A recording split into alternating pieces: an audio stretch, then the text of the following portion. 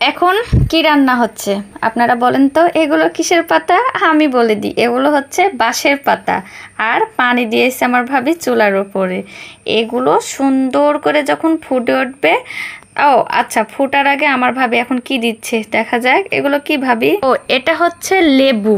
লেবু সুন্দর করে চিপে রসগুলো পানির ভিতরে দিতে হবে।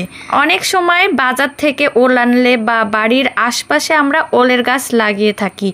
ওল যখন আমরা খাই তখন অনেক সময় আমাদের গলা চুলকায়। কোনো কোনো ওল খেলে আবার গলা চুলকায় না, আবার কোনো কোনো ওল খেলে গলা চুলকায়। তো আমরা তো আর জানি না কোন ওল কেমন, সেজন্যে আমরা এখানে বাঁশের পাতা তারপরে লেবু চিপে আমার ভাবি দিচ্ছে পানির ভিতরে। আর এই ওলগুলো সুন্দর করে কেটে ফুটন্ত পানির ভিতরে দিয়ে দিতে হবে। এই যে এই নিয়মে দিলে আমাদের গলা একদমই চুলকাবে না, এই দিক থেকে আমরা নিরাপদে থাকব।